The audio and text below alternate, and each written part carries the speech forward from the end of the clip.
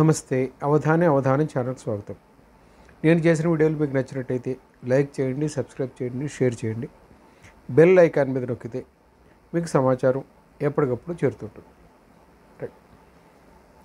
బహుశా గత 40 సంవత్సరాల రాజకీయ జీవితంలో ఎప్పుడూ ఎదుర్కోని ఎదురుదెబ్బ చంద్రశేఖర్ ఎదుర్కొన్నాడు. ఇవాళ ఎన్నికల సంఘం 48 గంటల పాటు మీరు ఎన్నికల ప్రచారంలో పాల్గొనొద్దు అని చెప్పి ఆయన్ని నిషేధించింది.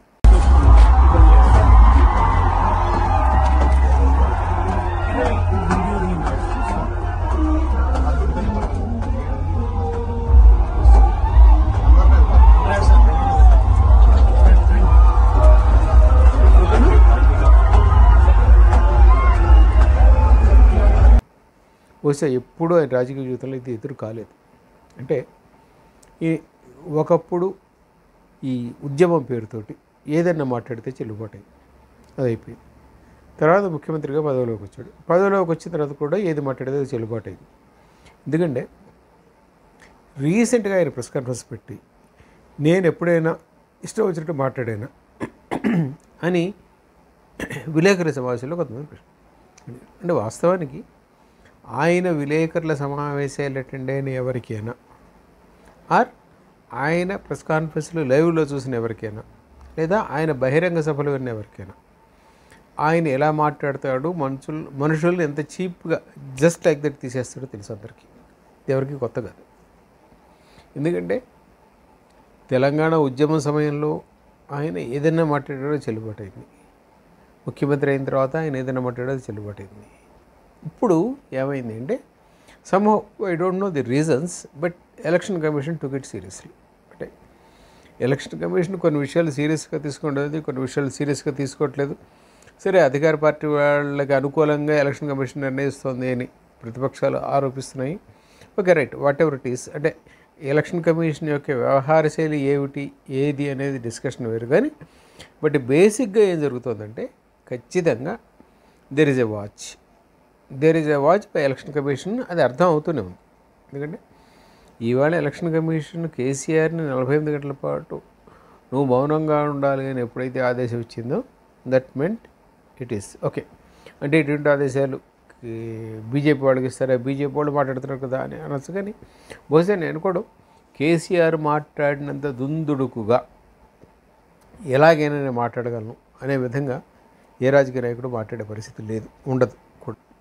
దాంట్లో సందేహం అక్కర్లేదు మనకి. ఇదంతా ఎందుకు వస్తుందంటే ఈ ప్రశ్న, అంటే ఆయనకి ఎలక్షన్ కమిషన్ నోటీస్ ఇచ్చిన తర్వాత కేటీఆర్ మాట్లాడాడు. కేటీఆర్ ఏమంటాడు, ఎలక్షన్ కమిషన్ చాలా పొరపాటుగా వ్యవహరించింది, తప్పుగా వ్యవహరించింది.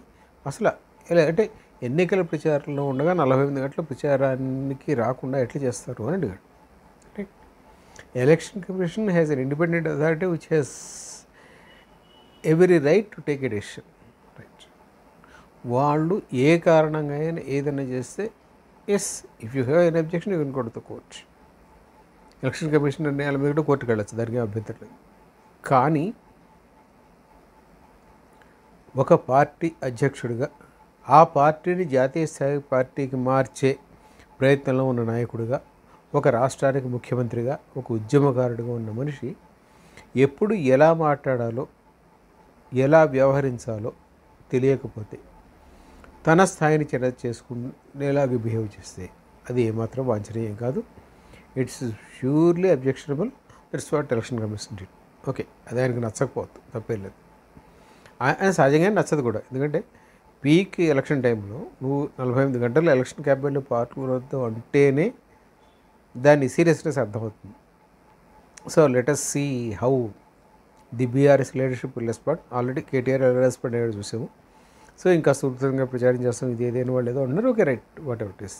But surely this is a serious shock for BRS. In addition దీనికి తోడు బీఆర్ఎస్ ఈరోజు తగిలిన ఇంకొక షాక్ ఏమిటంటే ఇంద్రకరణ్ రెడ్డి భారత రాష్ట్రపతి ప్రభుత్వంలో 2 సార్లు మంత్రిగా చేశాడు. ఆయన ఈరోజు పార్టీని కాదు బొమ్మని చెప్పి కాంగ్రెస్కి చేరాడు. సో అసలు మొదటి నుంచి భారత రాష్ట్ర సమితి ఎవరెవరిని తన హక్కును చేర్చుకుందో సుమారు అర్థమవుతూనే ఉంది. ఎందుకంటే కేటీఆర్ ఈ మధ్య ఐ థింక్ ఒక వారం తరుల క్రితం మాట్లాడుతూ ఏదో పబ్లిక్ మీటింగ్ మాట్లాడుతున్నాడు, ఇంకా ఉద్యమకారులు మాత్రమే మిగిలేరు పార్టీలో అని. అంటే ఇన్నాళ్ళు ఉద్యమకారులు ఉన్నప్పటికీ వాళ్ళకి పార్టీలో సరైన ప్రాతినిధ్యం రాలేదు, వాళ్ళందరికీ గుర్తింపు రాలేదు, whatever it is, something has happened. Now it has changed. ఇంకెవరు మిగిలారంటే ఉద్యమకారులే మిగిలారంటే, బహుశా వాళ్ళు కూడా మిగులుతారో మిగిలిలో తెలియదు. But the party is facing serious crisis. Avadhani.